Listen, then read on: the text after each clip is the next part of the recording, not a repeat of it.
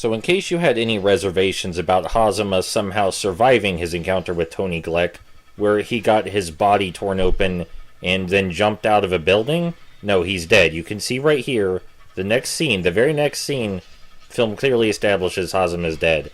Hazama's dead. Get over it, main character's dead. Alright, let's move on.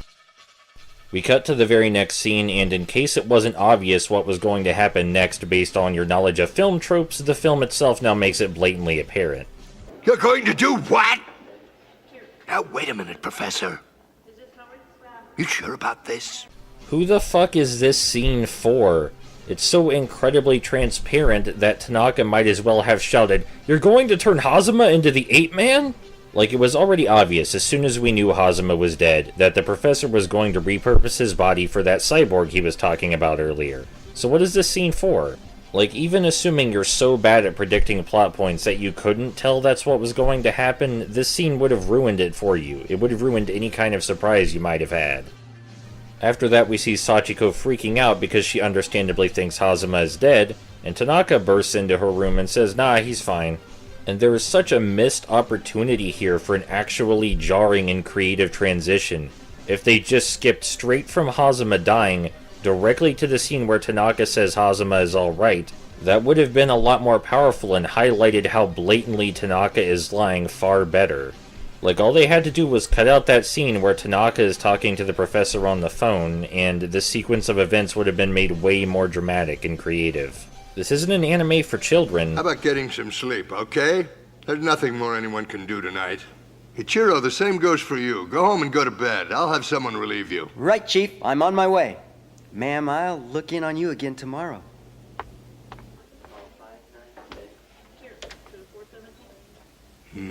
What are the odds of this happening twice to the same girl? Who is this dialogue for?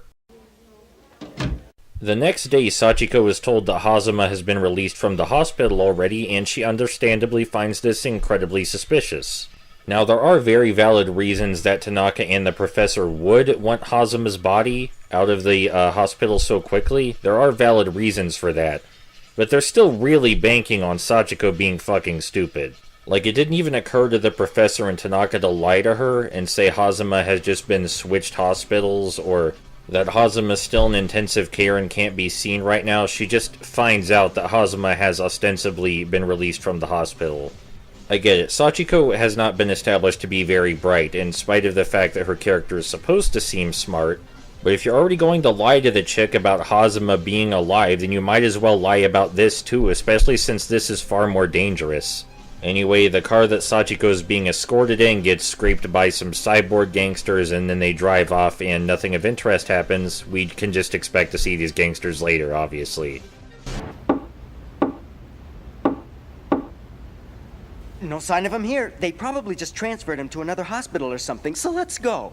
And then she just gives up. All of her suspicions completely vanish, and she just quits. She just quits trying. At least Ichiro offers to check the hospitals to find out which one he's in, but come on, lady, show a little more resolve than that. And even if Hazama were theoretically there, they didn't wait long enough for him to show up at the door, because Sam shows up at the door right as they're walking away. She just knocked 3 times and then walked away. I guess she didn't care that much about finding Hazama. So they escort Sam to the diner and start questioning him about Hazama's whereabouts, where Sam understandably says, "I have no idea where the fuck he is. He was in the hospital? I didn't know that." Say what? Why the heck's Zona in a hospital? Wait a minute. Just a second ago you said you knew where we could find him. I know the bars and clubs where you might have been able to find him. But if he's in the hospital, that's different. So Ichiro gets really pissed, and then people start getting shot outside. I wonder who it could be.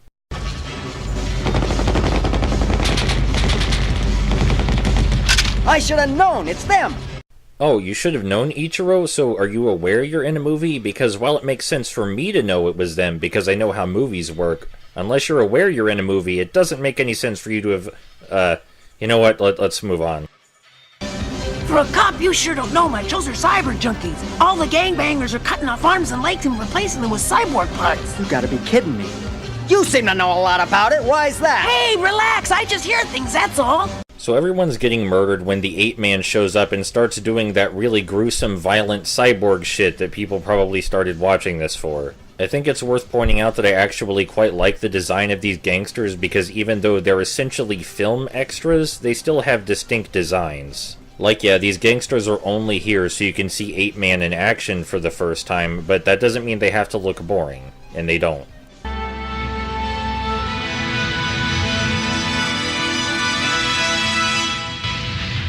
I don't believe it. That's 8-Man, isn't it? Yes. Yes.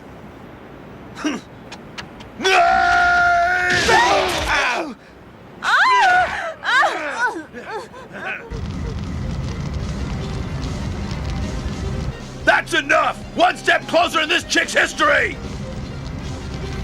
Okay!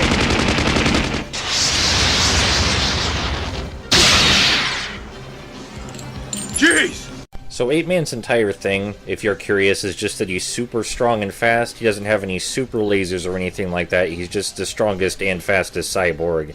He's incredibly overpowered, so the film doesn't really rely on action too much, because any fight scene with 8-Man in it just results in 8-Man winning. What are you, some kind of freak?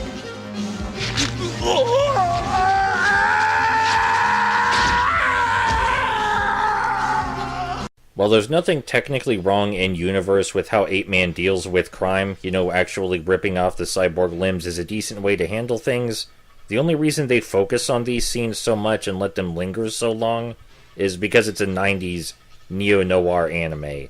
And 90s neo-noir anime have to have blood. They just have to.